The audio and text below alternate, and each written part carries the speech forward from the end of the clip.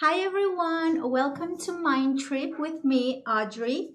I am a licensed official guide here in France and I specialize in the Loire Valley chateaus. Now, all through the courses of these videos, I will show you a little bit about my region, the chateaus that I do, the castles that I do on a visit, and I will teach you also a little bit of French history and a little bit of fun facts about the kings, the queens, and the mistresses of the kings of France. So because I'm a guide here in France, I don't have a lot of work given a beer name virus that is going all through the world. And so I still want to share my passion, which is history, with everybody and maybe give you a little bit of need or give you a little bit of curiosity to come and visit us when everything, all this virus, all this pandemic is done. So before showing you the magnificent chateaus we have here in the Loire Valley, I would like to explain to you a little bit about the history of the region, but especially to tell you the difference between a castle and a chateau. Because this is one of the biggest mistakes that I have from my visitors that come to see us, is that they call castle absolutely everything. And there is actually a very big difference between a castle and a chateau. So this first video today is going to be explaining what is the difference between these buildings historically, architecturally, and why the kings and the aristocrats did them. So we're going to start with the castle and we're going to start in Middle Ages. So like I said, we're going to start in Middle Ages. A little reminder, everybody, Middle Ages starts with the fall of the Roman Empire, which is the 5th century after Christ. To be more precise, is 476. And it goes all the way to the discovery of the Americas by Christopher Columbus in 1492. Now, some historians will place the end of Middle Ages with the invention of printing or the Reconquista, so when the Spanish recuperated Spain from the Moors, which is the middle of the 1400s. Either way, basically, Middle Ages goes from the 5th century after Christ all the way to the end of the 15th century. That's 1,000 years of history. It's the longest time period we have in history. So I'm going to try to make a very, very long story short, okay? So following the fall of the Roman Empire, here in France was created a feudal system. A feudal system means you have to see it kind of like a pyramid where you have the King of France, who is above all, obviously. The King of France who rules everybody. Underneath you have the monks, the priests, the clergy, the church that will pray for everybody. Underneath you will have the nobility, the knights, who will fight for everybody. And then all the way underneath you will have the peasants who work for everybody. So we have this feudal system, but it's not very strong, this feudal system, because in this pyramid we have the nobility that is in the 3rd rank, that is constantly at war between each other. They're not happy with the land they are given, and so they try to steal more land from their neighbor. This is still true today in 2020. If you want to steal land from somebody, you go and war them. So because everybody was constantly at war, we had internal wars here in France, the nobility and of course the King of France decided to protect themselves. And how do you protect yourself? You make it that your house is going to be a stronghold. And this is how the castles appeared. Now, a castle is a fortified nobility residence. Fortified means that it has fortification. It will have a wall, for example, protecting the castle. You will have big towers, big turrets. You might have a drawbridge. You might have a moat or a ditch, arrow slits, cannon ports, machicolations. Machicolations are the holes that you find on the top of the towers or the walk path. And in those holes, the soldiers will be able to throw arrows, to throw stones, to throw anything that could knock the enemy away. Now I'm going to take away one of the biggest myths of Middle Ages. Nobody throws boiling oil, okay? That is so Hollywood, that is Netflix, that doesn't happen in Middle Ages. Various reasons for that. Number one, the price. Now, oil is expensive today. Believe you me, it's not cheaper in Middle Ages. And you don't have nut oil or sunflower oil, you have olive oil. And it's extremely expensive to make this oil. So you're not going to have a big kettle of it to throw away at the enemy. That's a very, very big no-no. Also, there is no fireplace on the upper parts where the soldiers are. Fireplaces are in the living quarters, which means that the soldiers will have to get a big kettle. Obviously, you're not going to throw a glass of boiling oil. So you're going to have to get a huge kettle, bring it down, boil it, and then go all the way up with a boiling oil kettle to be able to throw it at the enemy. So economically speaking, impossible. Logistically speaking, nearly impossible. So that is one of the biggest myths of Middle Ages. Never, never boiling oil. But don't worry, a big rock on your head will work wonders, okay? So these are all the elements of a castle. So like I said, a castle is a fortified nobility residence. We already saw the fortified part, nobility. Nobility means that you have to have a title to be able to build a castle, okay? And the reason is the lord of the castle is also the lord of the land which the castle is on. And so if you don't have a title, it means you don't own the land you are in, and so you can't protect it. You won't protect something that isn't yours. It's pretty logical. And so, like I said, fortified nobility residence. The last term is residence. It is somebody's house, okay? It's not just a stronghold. It's not just something military. It is a residence. It is a place for people to be living inside. Most of the time, it's the lord that owns the land and the castle that lives there with his family, with his peasants, with his soldiers, etc., etc.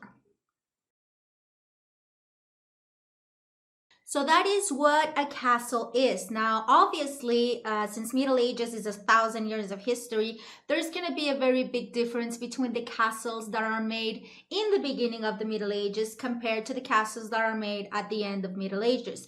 The evolution of artillery, the evolution of architecture and military knowledge will make that, of course, the castles from the 9th century are not the same as the castles from the 14th century, for example. But this is the reasons that we have castles here in France. Now, there is a thing, this little war that we call the 100 Years' War here in France that is going to stop the internal wars that we have in France and put everybody under the banner of the French king. Now, I'm making a generality here because, in fact, there is a region of France who ally themselves with the French enemy. And so not all of France was under the banner of the French king. So the 100 Years' War, it is a war that we have against the British. Now, one time out of two, if France is in a battle or in a war, most of the time it's against the British. We have a little bit of a love-hate history going on between us. And so the 100 Years' War is when the British came and invaded all the north part of France. Again, I'm trying to make a very, very long story short. And so when the British arrived and invaded all the north part of France, the French king had to escape Paris because, well, Paris is in the north and it was in the hands of the British. So the French king decided to come here to the Loire Valley, to my region, with all of his soldiers and all of his courtesans. Why did he pick this region? Now there is two reasons why he picked this region. Reason number one is because he owned the land where we are. The French king doesn't own all of France. The French king's possessions are Paris, a little bit surrounding Paris, Orleans, and a little bit of the Touraine region where I am right now. I will put you a little map to explain you a little bit better.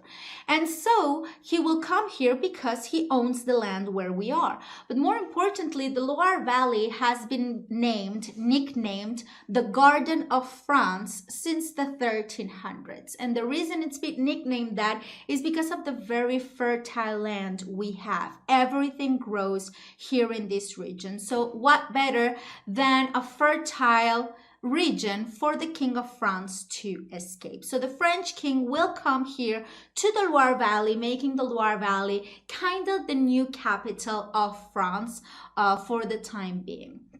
Now, the 100 Years' War is where Joan of Arc comes into place. Now, Joan of Arc is not a very long part of the 100-year war, but it's one of the actors of this war that the majority of people know. Just a quick reminder, Joan of Arc never said she heard the voice of God. It's close enough though. She said that she heard the voices of Saint Michael, so the Archangel Saint Michael, Saint Margaret, and Saint Catherine. And so these three would guide her to push the English away from France. Obviously, we know God picked sides, and God was on the side of the French, obviously. So at the end of the 100 Years' War, the French could manage to push away the English away. The English just had this teeny tiny city of Calais, which is in the north of France near Belgium. And that is the last thing that they had in France. So the French win, yay!